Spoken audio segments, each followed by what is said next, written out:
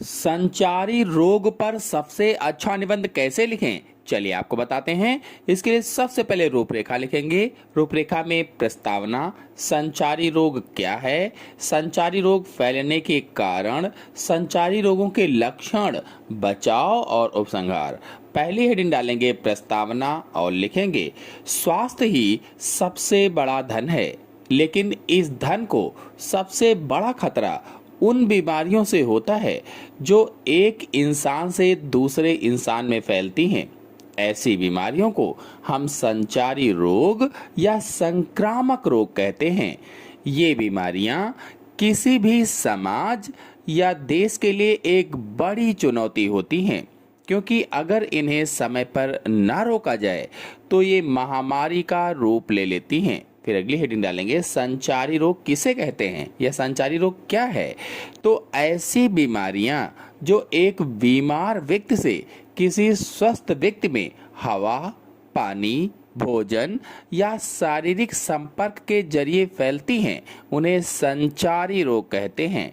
ये बीमारियां हमारे आसपास मौजूद बेहद छोटे जीवों के कारण होती हैं, जिन्हें हम रोगाणु कहते हैं। रोगाणु यानी कि वायरस, बैक्टीरिया, फंगस और प्रोटोजोआ, ये सब रोगाणु होते हैं। फिर अगली हेडिंग डालेंगे, संचारी रोग फैलने के कारण। ये बीमारियां कई तरीकों से हमारे शरीर में आ जाती हैं, जैसे हवा द्वारा। जब कोई बीमार व्यक्ति खांसता या छींकता है तो रोगाणु हवा में फैल जाते हैं, जैसे कोरोना, सर्दी, खांसी, टीबी। ये सब हवा द्वारा होने वाले बीमारियां होती हैं या हवा द्वारा होने वाले संचारी रोग होते हैं। फिर अगला, दूषित पानी और भोजन। तो गंदा पानी पीने या खुला हुआ बासी खाना खाने से भी संचारी रोग हो जाते हैं, जैसे हैजा, टाइफाइड, डायरिया। फिर अगला है, मच्छरों और कीड़ों के काटने से, जैसे डेंगू, मलेरिया, चिकनगुनिया। फिर अगला है, आपसी संपर्क से। बीमार व्यक्ति के बर्तन, कपड़े या सीधे संपर्क में आने से भी संचारी रोग हो जाते हैं। चले जानते हैं संचारी रोगों के लक्षण कौन कौन से होते हैं।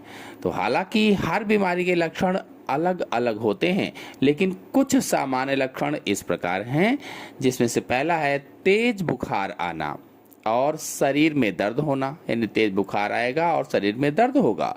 अगला है लगातार खांसी, छींक या सांस लेने में तकलीफ होना। फिर अगला है उल्टी, दस्त या पेट में मरोड़ उठना। नेक्स्ट, अत्यधिक कमजोरी और थकान महसूस होना। फिर अगली हेडिंग डालेंगे, संचारी रोग से बचाव के उपाय।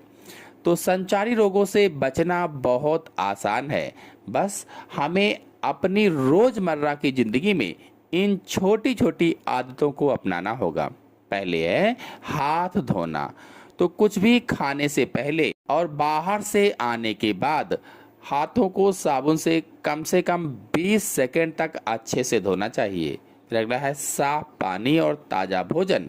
हमेशा पानी उबाल कर या फिल्टर करके पिएं। भोजन को हमेशा ढक कर रखें और ताज़ा ही खाएं। फिर नेक्स्ट है मच्छरों से बचाओ। अपने घर के आसपास पानी जमा ना होने दें, जैसे कूलर है, गमला है, टायर है, इनमें पानी ना जमा होने दें। सोते समय मच्छरदानी या मॉस्किटो रिपेलेंट का इस्तेमाल करें। फिर अगला है टीकाकरण यानी वैक्सीनेशन। तो बच्चों को समय पर सभी जरूरी टीके लगवाएं। टीका इन बीमारियों के खिलाफ हमारे शरीर को एक मजबूत ढाल देता है। फिर अगला है दूरी और मास्क। यदि कोई बीमार है तो उससे थोड़ी दूरी बनाकर रखें। खांसते या छींकते समय मुंह पर रुमाल रखें। फिर अंतिम हेडिंग डालेंगे उपसंहार और लिखेंगे, संचारी रोग जितने खतरनाक हैं, इनसे बचना उतना ही आसान है। इसके लिए जागरूकता और साफ सफाई की जरूरत है। यदि हम सब मिलकर अपने घर, मोहल्ले और खुद को साफ रखें तो इन बीमारियों को जड़ से खत्म किया जा सकता है। याद रखिए, एक स्वस्थ नागरिक ही एक मजबूत देश का निर्माण करता है। आइए आज से ही स्वच्छता को अपनी आदत बनाएं और खुद को सुरक्षित रखें। धन्यवाद।